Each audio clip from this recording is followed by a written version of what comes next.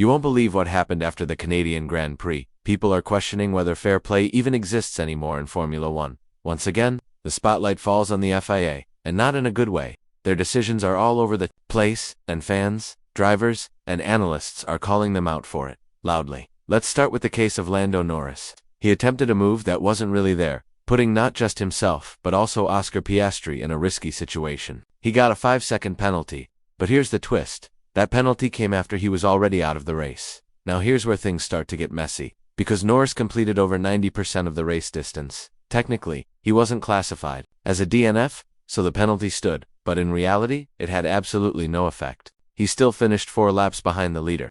The rules allowed it, sure, but what's the point of a punishment if it changes nothing? And if we're being thorough, how did the FIA forget to touch his super license? No penalty points were added. That's a glaring miss. They could have at least imposed a grid drop for the next race. That would have meant something, but the way this played out, it feels more like a warning tap on the shoulder than a serious penalty. And here's the thing, Norris isn't the only one under the FIA's soft spotlight.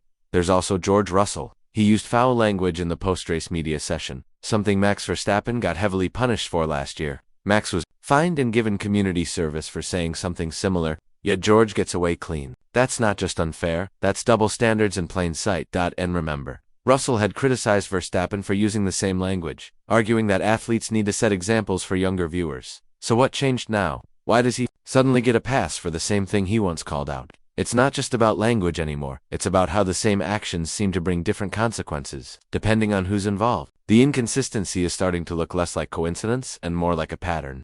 When Max made his comments, he was portrayed as setting a bad example. Russell does it, and it's brushed aside without much attention.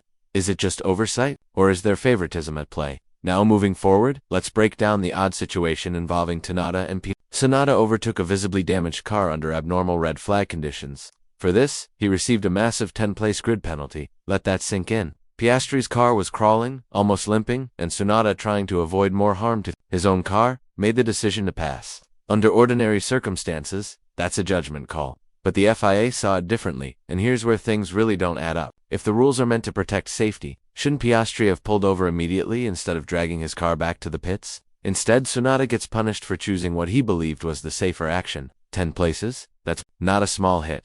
And still, no action against Piastri for staying on track in a condition that could have created a hazard. The logic gets even harder to follow when you compare this to past races. In Baku, a very similar move by another driver went unpunished. No one batted an eye. So now the question becomes, why are the rules only applied selectively? Is it about the team name, the flag on the driver's license, or just luck of the draw?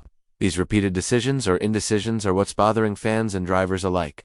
People aren't asking for perfection, they're asking for fairness. They're asking for consistency. The idea that certain names might be treated differently isn't just frustrating, it's damaging the sport from the inside out. Now let's look closer at what happened with Russell and the incident under the safety car.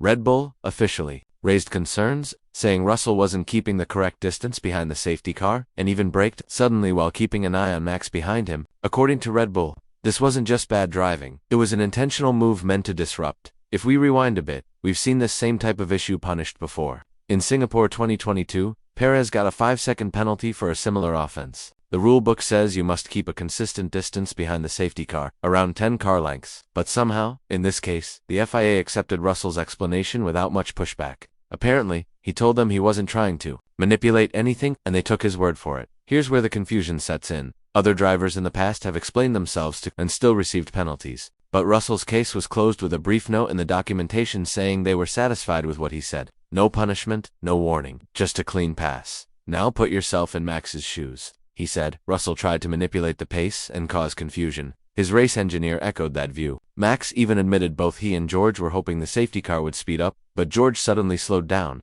causing Max to unintentionally pass him for a moment. These moments might seem small, but in racing they can flip outcomes and rankings. If this had been someone from a different team or nationality, would the response have been the same? That's the question people keep asking. Because when penalties start looking optional for some and mandatory for others, the credibility of the entire system starts to crack. The explanation from Russell was documented thoroughly. He stated he braked in that moment not to trap Max, but because of the gap between him and the safety car. According to the stewards, that was enough to clear him. They noted that Russell didn't brake aggressively or unpredictably and, therefore, didn't violate the rules. But this raises a critical issue: are explanations now stronger than actions?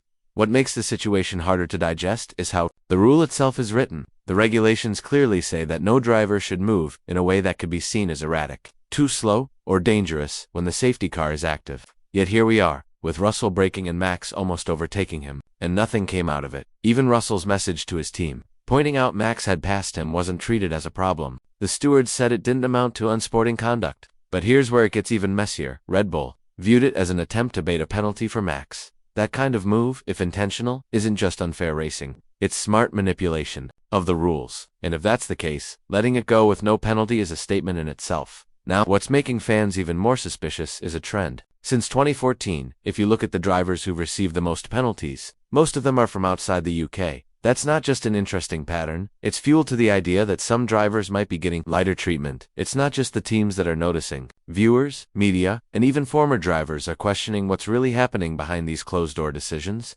If consistency was once the goal, it now seems like it's being replaced with selective enforcement, and that's not healthy. For any sport, whether it's penalties being skipped or rule interpretations bending based on who's involved, the message being sent out isn't a good one. Fans want fair competition, not favoritism. Hiding behind paperwork, when people start questioning the integrity of how decisions are made in a sport, that's when things become dangerous, not on the track, but for the image of the sport itself. Formula One has built a legacy over decades. It's been about skill, risk, precision, and fairness. But lately, it's the inconsistencies from the officials that have become the talking point instead of the racing. It's not just about Russell, Norris, or Tsunoda, it's about how every single incident is handled, and whether it's being done equally, because if fans and teams start seeing a pattern, whether intended or not, it chips away at trust, and without trust, this sport loses its credibility. Think about the ripple effect. If one driver is penalized heavily for a minor move, while another gets away with something worse, that creates confusion. If a team doesn't know what counts as a breach anymore, strategy becomes a guessing game. And if fans feel one nationality is being favored, the global appeal of the sport starts to weaken. FIA has to fix this. Not with statements, not with explanations after the fact, but with consistent actions. Rule enforcement can't depend on who's behind the wheel. The standards must remain the same regardless of team colors, passport, or popularity. There's still time to turn things around. But that starts by owning up to mistakes and tightening the process behind steward decisions. Every rule is there for a reason, and if those aren't applied evenly, they lose meaning. Formula One doesn't need perfection, it needs clarity. It needs rules that apply to all, decisions that make sense, and accountability when they dan single quotes. Until then, questions will keep coming, and so will the doubt. What's your take on all this? Are these just isolated mistakes, or is there something bigger going on? Drop your opinion in the comments, and don't forget to check out the next video on your screen.